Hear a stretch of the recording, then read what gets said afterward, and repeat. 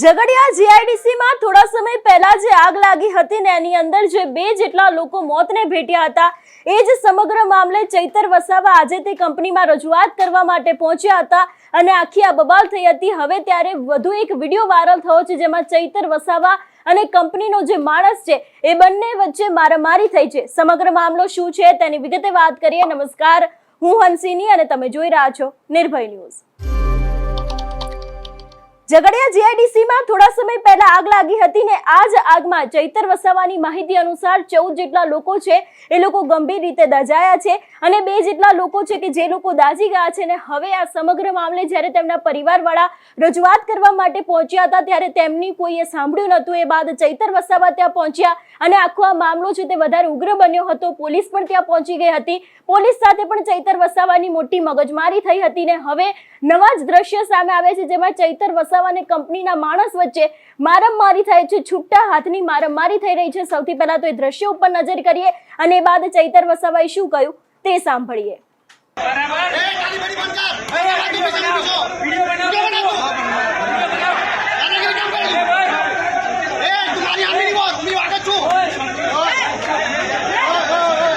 शांति रखे शांति रे भाई वीडियो करो नहीं देखो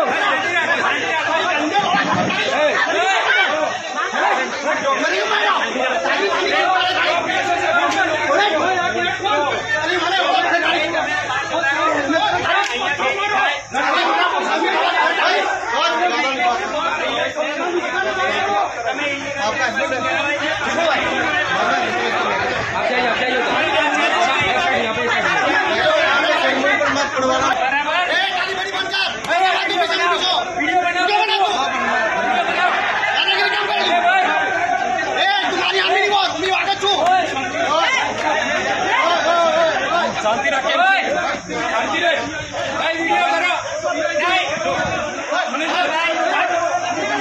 देखो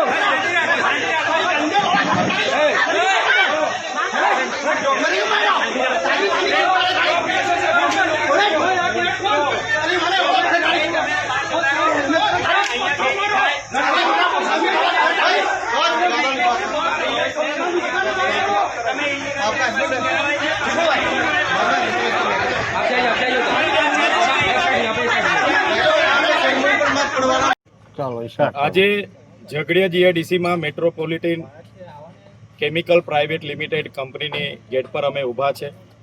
અગાઉ 23 તારીખના રોજ કંપનીની બેદરકારીના કારણે અહીંયા બ્લાસ્ટ થયો હતો અને એમાં 16 જેટલા કર્મચારીઓ ગંભીર રીતે ઘાયલ થયા હતા।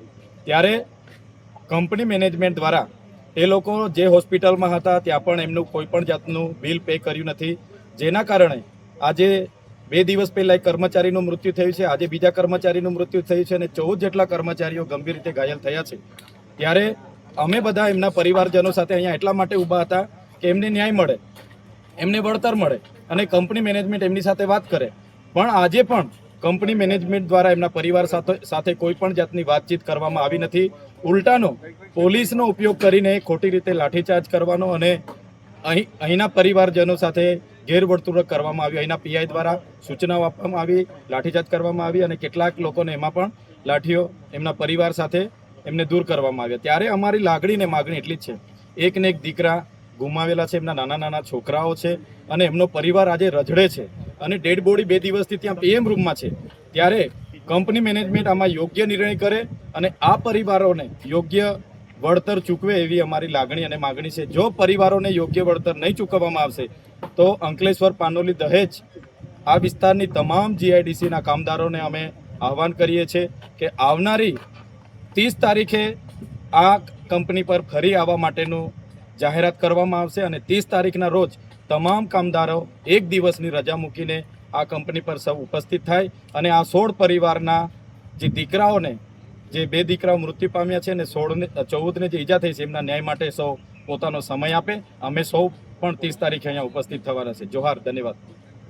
એટલે ઝઘડિયા જીઆઈડીસી માંથી જે આગની આખી આ ઘટના સામે આવી હતી એમાંથી ઘણા બધા લોકોએ પોતાના પરિવારના જે સભ્ય છે એ પણ ગુમાવ્યા હતા। ઘણા બધા લોકો અત્યારે હાલ હોસ્પિટલની અંદર એડમિટ પણ છે, એવા પણ આક્ષેપ મૂકવામાં આવ્યા છે। ત્યારે જે મહિલાએ પોતાના ભાઈને ગુમાવ્યો છે અને તેમના જે આખા દ્રશ્ય સામે આવ્યા છે એના ઉપર પણ નજર કરીએ। આ પીઆઈ ને કેવું એવું છે કે 15 લાખમાં સોદો કરવો હોય તો મીટિંગ થાય, બાકી મીટિંગ નહીં થાય. બેન તમારું શું કેવું છે? તમારા ભાઈને ન્યાય જોઈતો છે કે હું જો બોલો બોલો બોલ દે બેન, વાંધો નહીં, ચાલો બોલ દે. 15 લાખ નથી જોઈતા. મારા પૈસા નથી. બસ આ પીઆઈ અહીં બેઠેલા છે, આ બધા મેનેજમેન્ટ છે, સાહેબ છે, હું પોતે હાજર છું. આ બેન પોતાના ભાઈના ન્યાય માટે કકલીને રડી રહેલી છે બચારી બેન.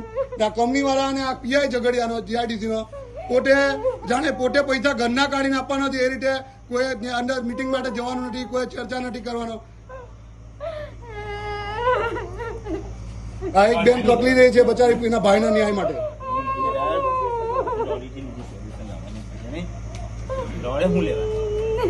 ન્યાય નથી મળવાનો. આ પીઆઈ ની હાજરીમાં તમે ચેતરભાઈ વસાવા સાહેબ ની હાજરીમાં પેલું વાત કરવા માંગો છો કંપની હાથે? બેન તમે વાત કરવા માંગો છો કંપની હાથે? આ સાહેબ હાજર છે, બરાબર, આ પીઆઈ બી હાજર છે, કંપની મેનેજમેન્ટ બી હાજર છે, તો સાહેબ અંદર ચર્ચા કરવા જવાના છે. તમારું શું માનવું છે આ વિષયને લઈને અમને કમેન્ટ કરીને ચોક્કસથી જણાવજો. તેની સાથે અમારી ચેનલ નિર્ભય ન્યૂઝને લાઇક, શેર અને સબસ્ક્રાઇબ કરવાનું ભૂલશો નહીં. નમસ્કાર.